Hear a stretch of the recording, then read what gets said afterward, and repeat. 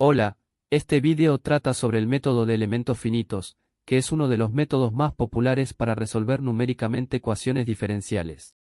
A lo largo de años de investigación, muchas ideas brillantes han llevado el método de elementos finitos al estado de eficiencia computacional en el que se encuentra ahora. Estudiar todas estas ideas sofisticadas a la vez puede ser muy abrumador, por eso en este vídeo exploraremos el método de elementos finitos en 3 niveles de complejidad creciente. Antes de comenzar a hablar sobre el método de elementos finitos, debemos definir un problema que queremos abordar con el método de elementos finitos. Así que echemos un vistazo a una ecuación diferencial particular. Consideraremos el llamado problema de Poisson en una dimensión, que establece lo siguiente. Para una función dada f de x, encuentre la función u de x, tal que su segunda derivada, que aquí se denota por u segunda, es igual a f de x. Nos interesa la función desconocida, u de x, en el intervalo, de x igual 0 a x igual 1. Y consideramos las condiciones de frontera, que u, en x igual 0, es 0, y la primera derivada de u, en x igual 1, es 0. Visualicemos esto. Partimos de una función f de x, que en este vídeo asumiremos que es constante, y denotaremos su valor constante como f techo. Estamos interesados en la función u de x. Y también nos interesa su primera y segunda derivada, que describen la pendiente y la concavidad de u. Se desconoce la función u de x, y por tanto también sus derivadas. Nuestro objetivo es encontrar una función solución, u de x, tal que u y sus derivadas cumplan la ecuación diferencial y las condiciones de contorno. Para este simple problema en una dimensión, es posible encontrar una expresión analítica para la función solución. Al graficar esta función y sus derivadas, observamos que esta función es de hecho una solución a nuestro problema. Porque la segunda derivada de u es igual a f de x. Y las condiciones de frontera se cumplen porque u, en x igual 0, es 0. Y la primera derivada de u, en x igual 1, es 0. Sin embargo, en la práctica, cuando consideramos ecuaciones diferenciales más difíciles, en dimensiones superiores o en geometrías complejas, encontrar la función u de x analíticamente no es factible. Y necesitamos métodos computacionales como el método de elementos finitos para abordar el problema. Entonces comencemos a hablar sobre el método de elementos finitos.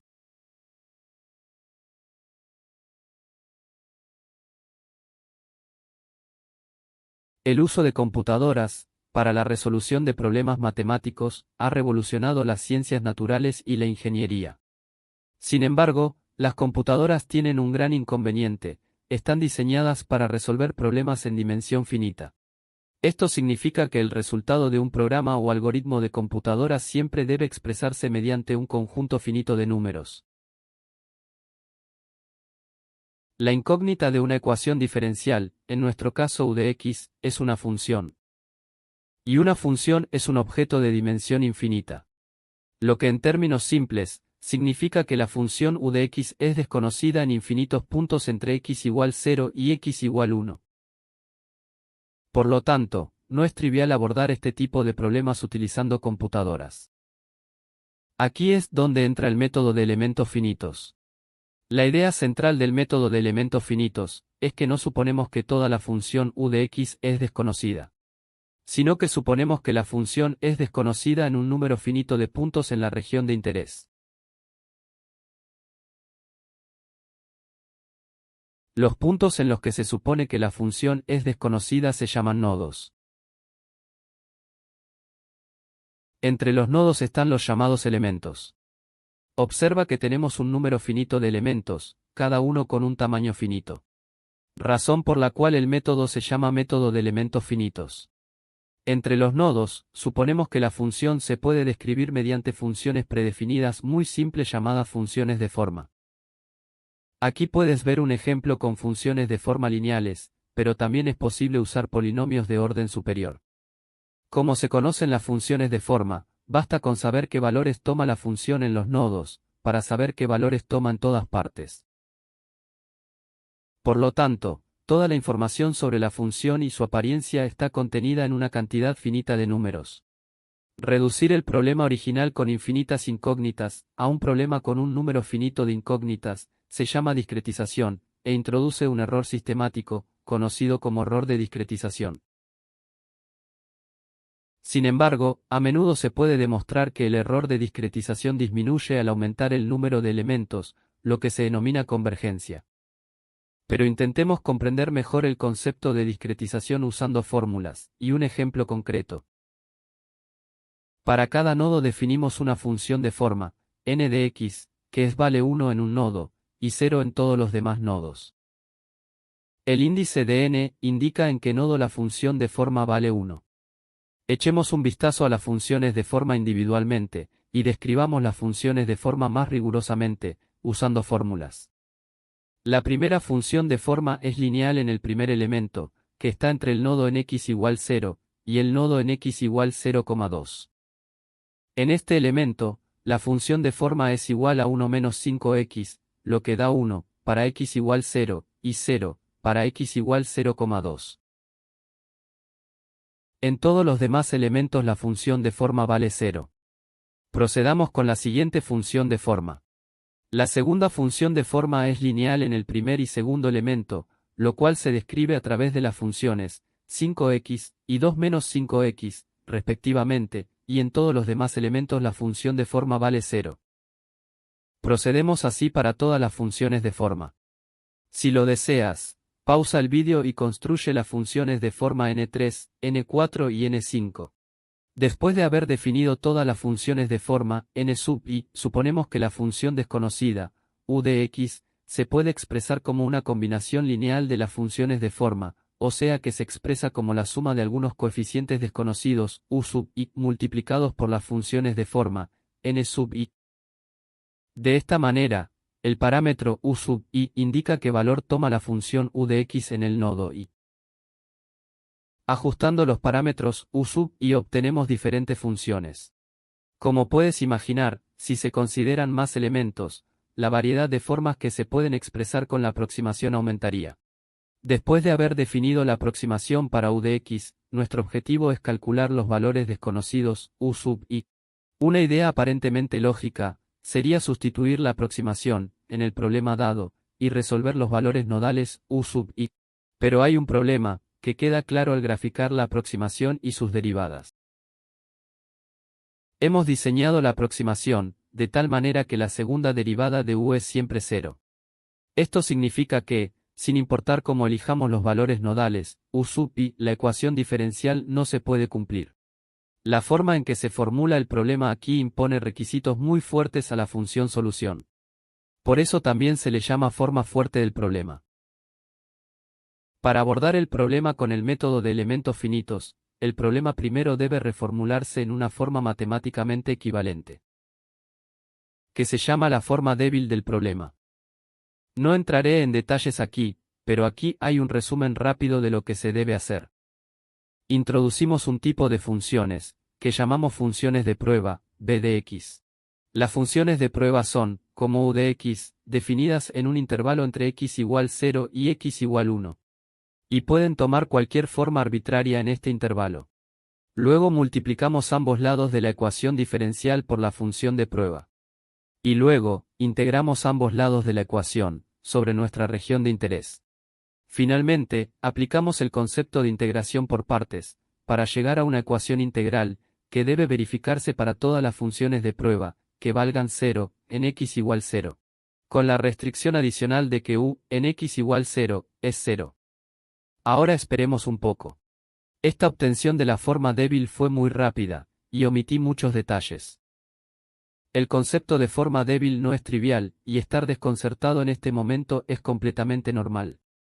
Yo sentí lo mismo cuando vi la forma débil la primera vez.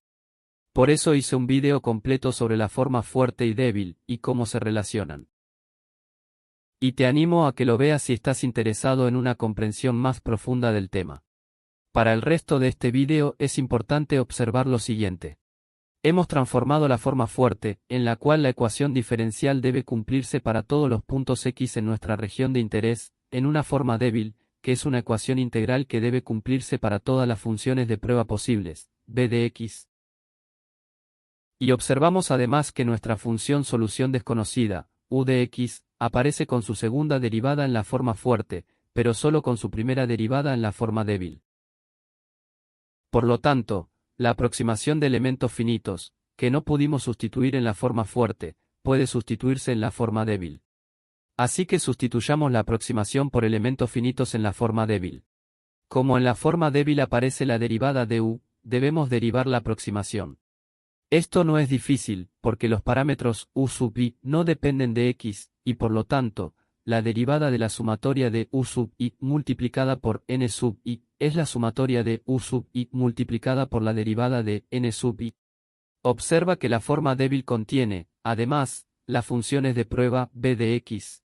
Como expliqué anteriormente en este video, las computadoras no están diseñadas para trabajar con objetos de dimensiones infinitas como las funciones, por lo tanto también tendremos que discretizar las funciones de prueba. Y es una práctica común usar las mismas funciones de forma, que usamos para discretizar u de x. Antes de sustituir las aproximaciones de u y b en la forma débil, cambiaremos ligeramente la notación.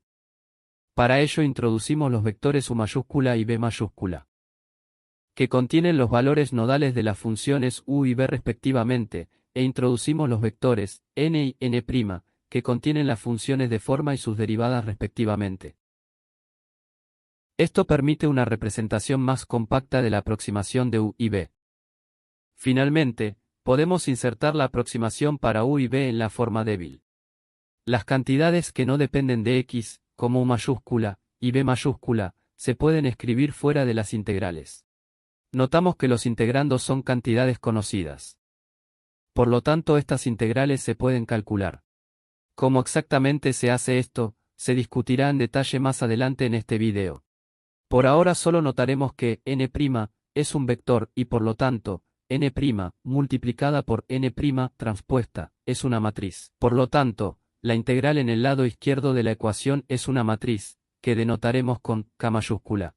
La integral en el lado derecho de la ecuación es un vector, que denotaremos con F mayúscula. Entonces obtenemos la ecuación, B transpuesta por K por U, es igual a B transpuesta por F. Esperemos un poco y pensemos en cómo llegamos a esta ecuación. Partimos de la forma débil, que debe verificarse para todas las funciones de prueba b de x, que valgan 0, en x igual 0. Y la función desconocida, u de x, debe cumplir la condición de frontera de que u, en x igual 0, es 0.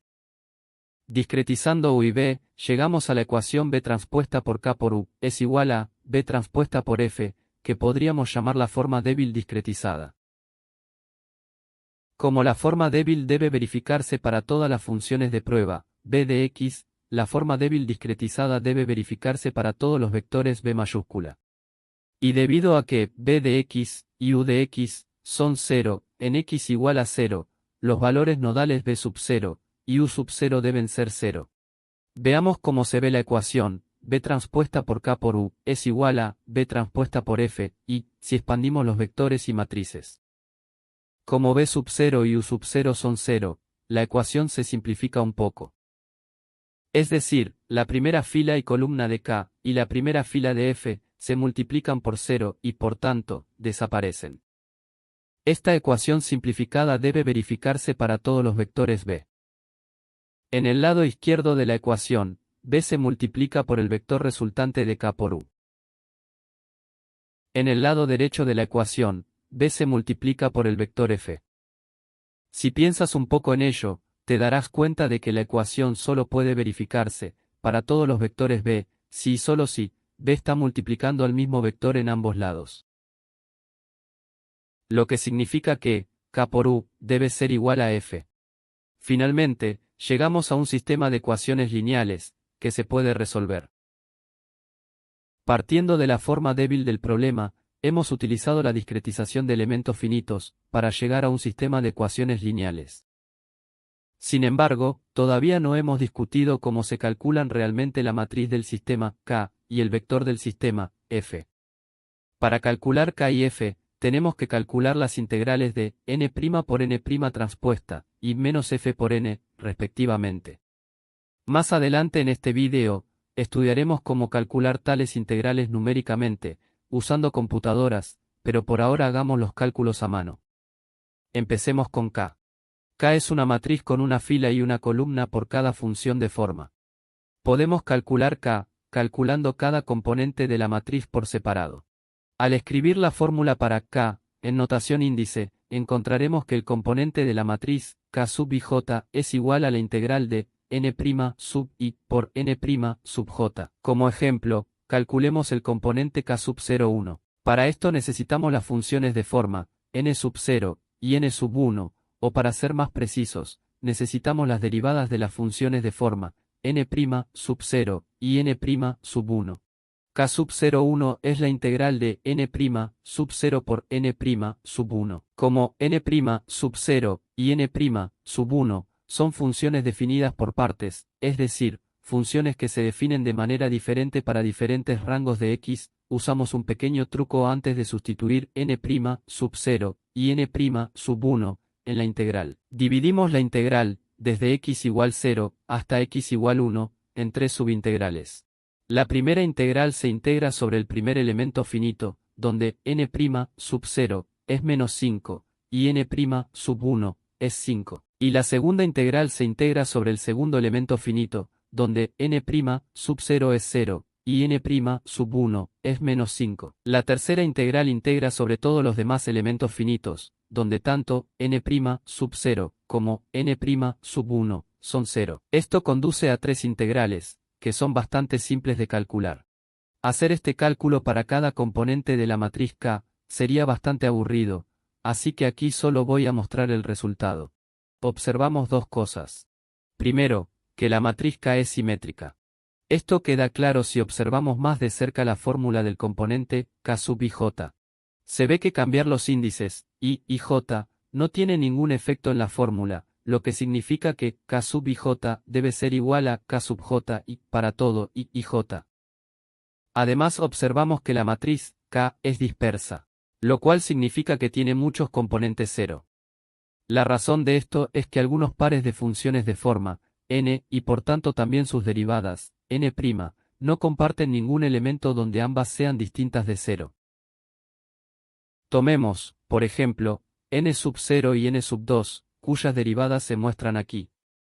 Al graficar n' sub 0 y n' sub 2, queda inmediatamente claro que n' sub 0 es 0 donde n' sub 2 es distinto de 0, y viceversa, lo que significa que su producto es 0 en todas partes.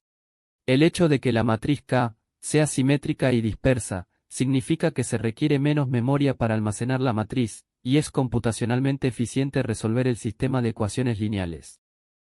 A continuación procedamos con el vector f. En notación de índice, encontramos que el componente f sub i es igual a la integral de menos f por n sub i. Para este vídeo suponemos que f de x es constante y toma un valor conocido, f techo. Les dejo el cálculo del vector f, como ejercicio.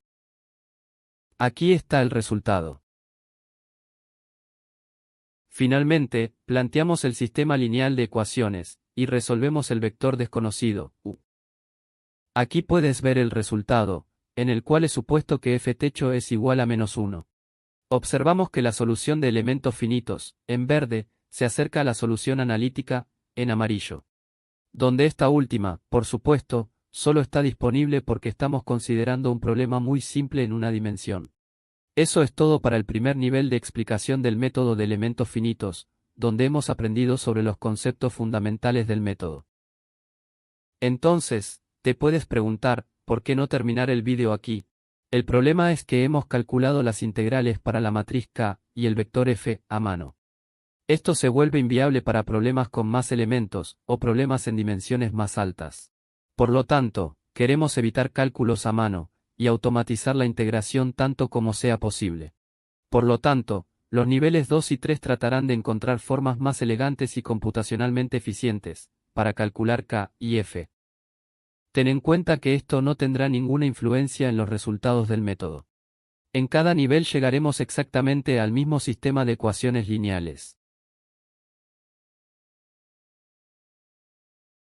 Hasta ahora, hemos definido las funciones de forma, n de x, para todo x entre 0 y 1.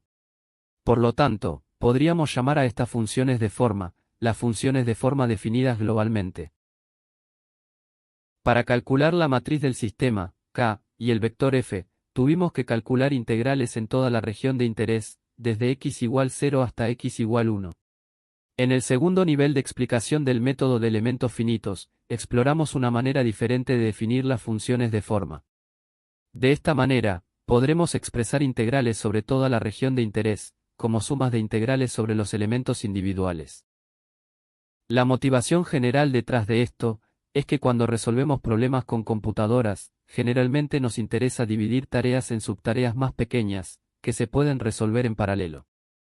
Pero también hay una motivación más práctica detrás de definir funciones de forma en los elementos individuales, que quedará claro en el tercer nivel de explicación del método de elementos finitos. Para definir funciones de forma para cada elemento, echemos un vistazo más de cerca a los elementos. En lo sucesivo, los elementos se denominarán omega 1 a omega 5. Para cada uno de estos elementos, podemos construir funciones de forma.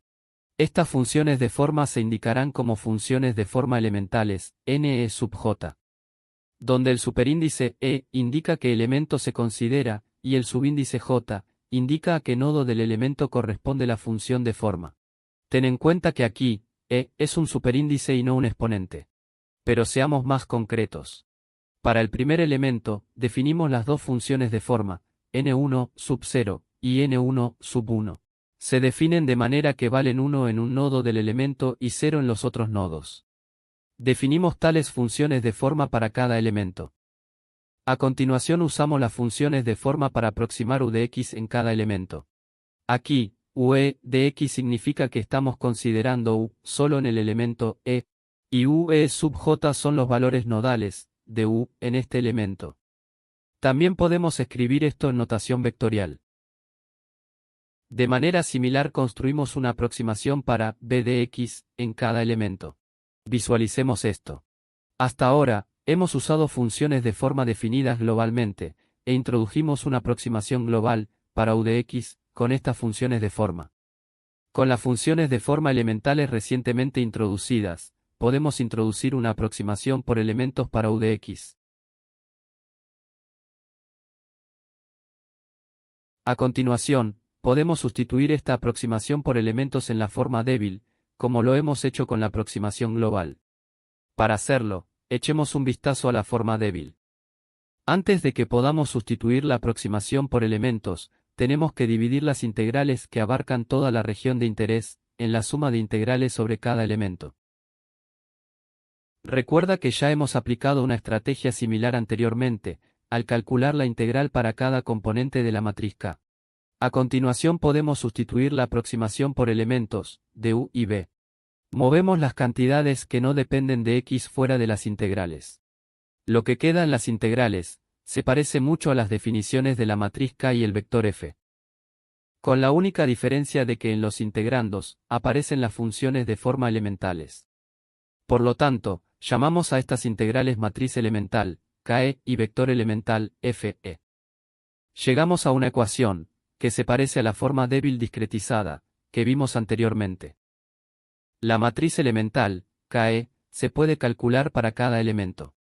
Aquí solo estoy mostrando el resultado, siéntete libre de verificar estos resultados, calculando las integrales tú mismo. Finalmente, también el vector elemental, FE, se calcula para cada elemento.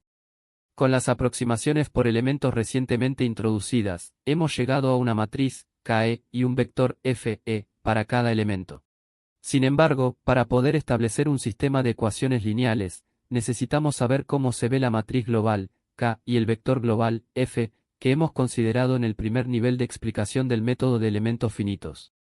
Resulta que la matriz global, K, y el vector global, F, se pueden ensamblar a partir de las matrices elementales, KE, y los vectores elementales, FE. Echemos un vistazo al ensamblado de la matriz global K. Para hacerlo, consideramos el lado izquierdo de la forma débil discretizada. Luego ampliamos la sumatoria sobre todos los elementos. Recuerda que cada uno de los elementos tiene dos nodos, y dos valores nodales desconocidos de U. Estos valores nodales están relacionados con los valores nodales definidos globalmente de U. En particular, U1 sub 0 elemental, debe ser igual a U sub 0 global. Y U1 sub 1 elemental, debe ser igual a U sub 1 global. De manera similar, U2 sub 0 debe ser igual a U sub 1 y U2 sub 1 debe ser igual a U sub 2, y así sucesivamente. Teniendo en cuenta esta relación entre los valores nodales elementales y los valores nodales globales, se obtiene la siguiente expresión. Y resulta que después de reorganizar algunos términos, llegamos a esta expresión. Reconocemos la matriz a la que hemos llegado, como la matriz global K. Lo que significa, que la matriz global, K, se puede construir con bastante facilidad a partir de las matrices elementales, KE. Este paso del método de elementos finitos se llama ensamblado. Finalmente, ensamblamos el vector global F, a partir de los vectores elementales, Fe. Para esto consideramos el lado derecho de la forma débil discretizada. Lo ampliamos. Relacionamos los valores nodales elementales con los valores nodales globales y finalmente ensamblamos el vector global F. Eso es todo para el segundo nivel de explicación del método de elementos finitos. Hemos aprendido cómo podemos llegar a la matriz global K y al vector global F a partir de las matrices elementales KE y los vectores elementales Fe, que se calcularon formulando una aproximación elemental para U y B. A primera vista, parece que el problema ahora es más complicado que antes. En el siguiente y último nivel de explicación del método de elementos finitos, quedará claro por qué es útil definir la aproximación a nivel de elementos.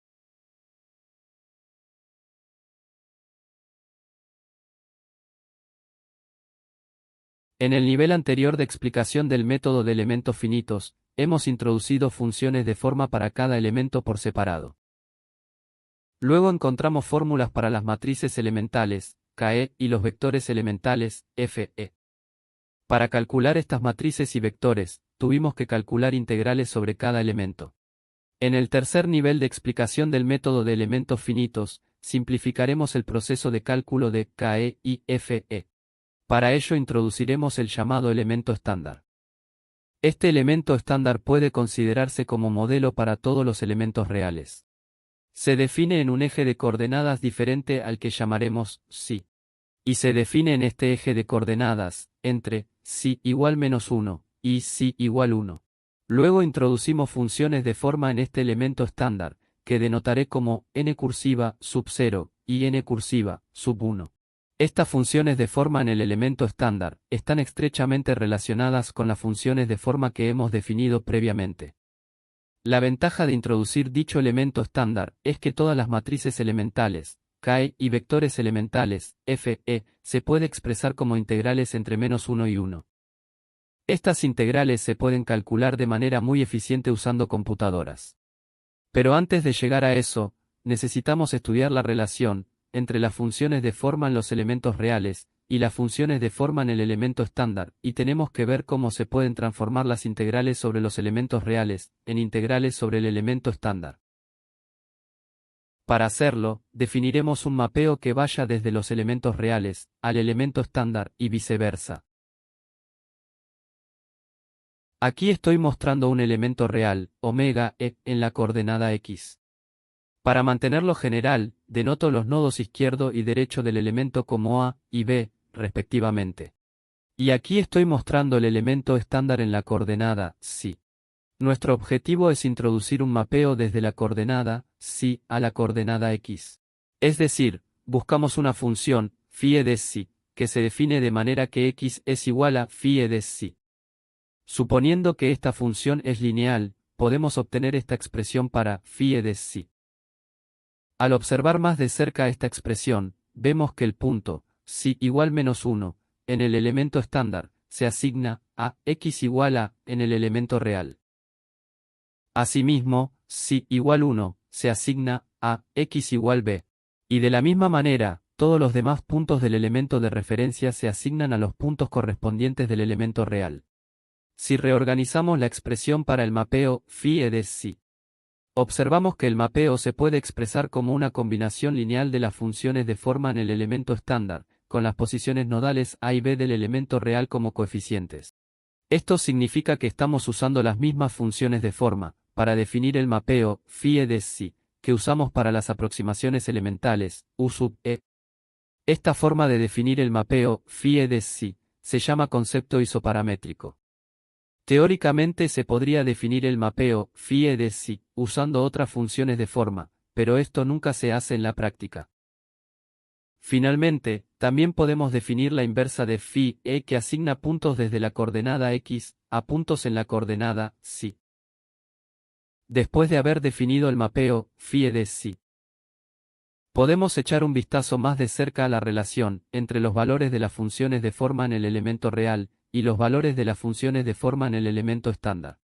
Los valores de las funciones de forma sobre los elementos reales, n sub j de x, se puede asignar al elemento estándar sustituyendo x con phi de psi.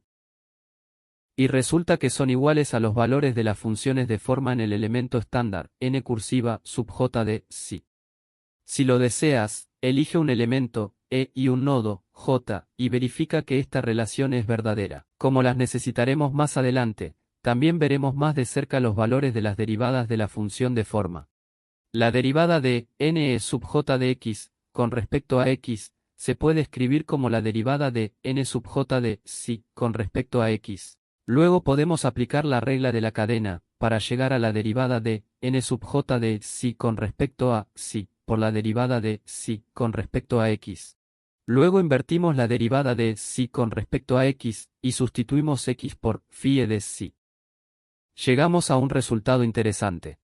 Mientras que los valores de las funciones de forma en los elementos reales son iguales a los valores de las funciones de forma en el elemento estándar, las derivadas de las funciones de forma en los elementos reales no son iguales a las derivadas de la función de forma en el elemento estándar.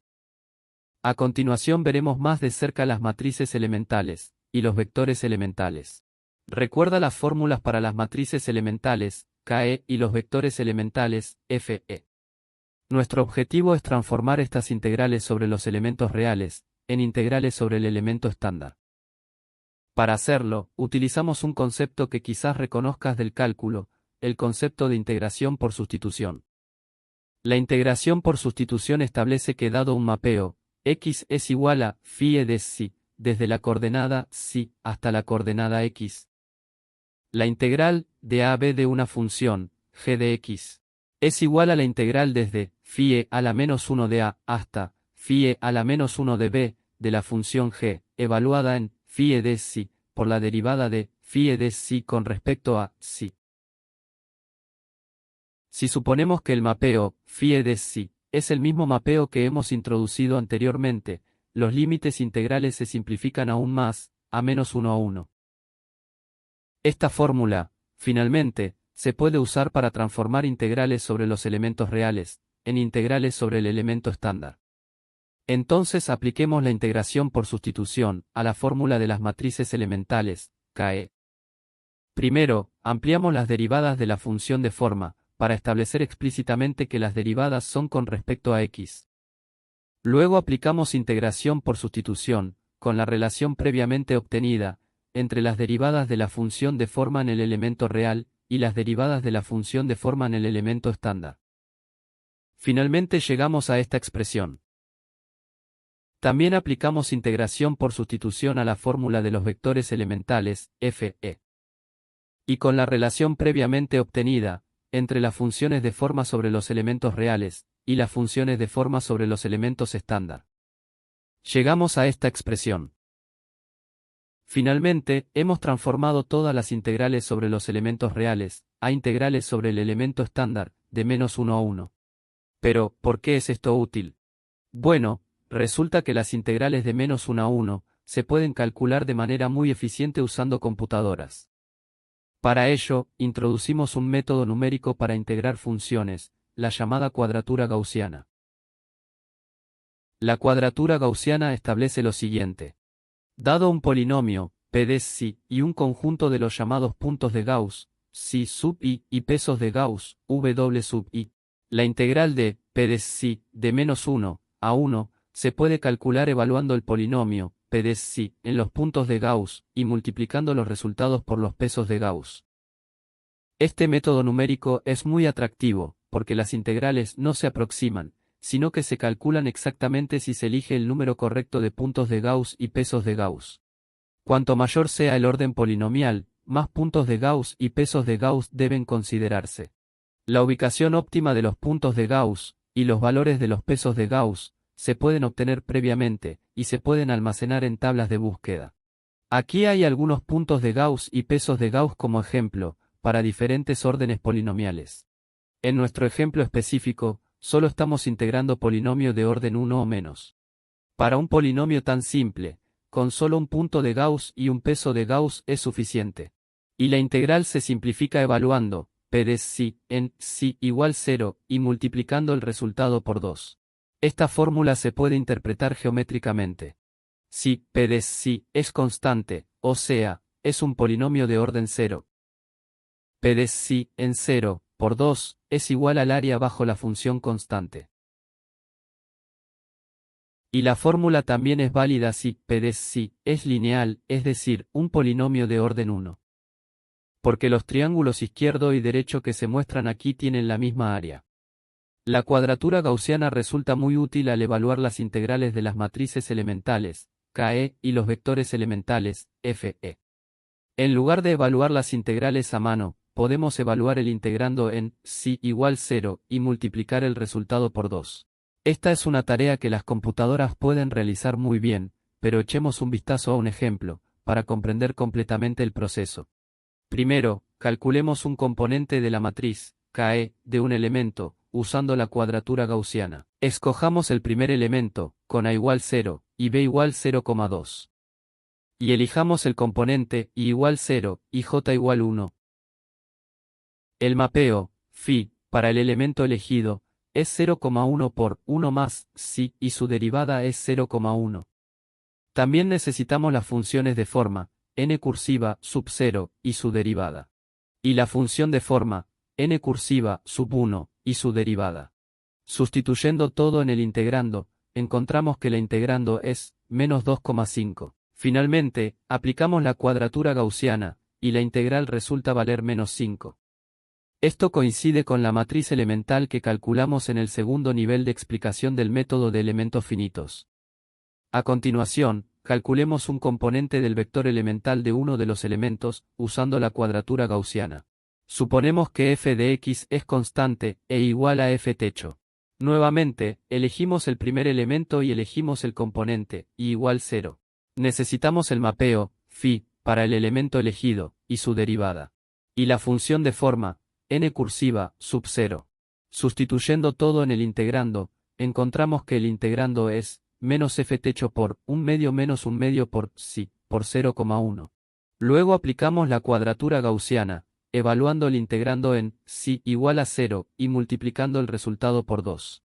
Y la integral resulta igual a menos f techo por 0,1. Esto nuevamente coincide con el vector elemental que calculamos anteriormente en este video. Después de calcular todas las entradas de las matrices elementales, Ke, y los vectores elementales, Fe, la matriz del sistema global, K, y el vector del sistema global, F, se puede ensamblar de la misma manera que se describe en el segundo nivel de explicación del método de elementos finitos. Resumamos. En el primer nivel de explicación del método de elementos finitos, consideramos funciones de forma, definidas globalmente.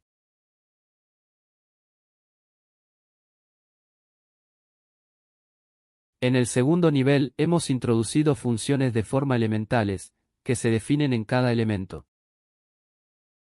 Y en el tercer nivel hemos introducido funciones de forma definidas en un elemento estándar. Ten en cuenta que este punto de la dependencia de las funciones de forma, de x o de psi, a veces se omite en los libros de texto o en las notas de conferencias sobre elementos finitos. Y es común denotar las funciones de forma en el elemento estándar, que denoté con n cursiva, simplemente como n. Esto puede hacer que sea bastante difícil distinguir entre las funciones de forma. Así que trata de entender siempre desde el contexto, qué definición de la función de forma se considera. En el primer nivel, pudimos obtener directamente la matriz del sistema, K, y el vector del sistema, F. En el segundo y tercer nivel, primero calculamos las matrices elementales, Ke, y los vectores elementales, Fe, que luego tenían que ser ensamblados para obtener la matriz y el vector del sistema global. En el tercer nivel, también introdujimos el concepto de elemento estándar y la integración gaussiana, para calcular eficientemente las matrices elementales y los vectores elementales. En los tres niveles, llegamos exactamente a las mismas matrices y vectores del sistema global y, por lo tanto, a la misma solución por elementos finitos. Eso es todo para este video. Si te gustó puedes apoyarme compartiendo el video con tus amigos. Adiós.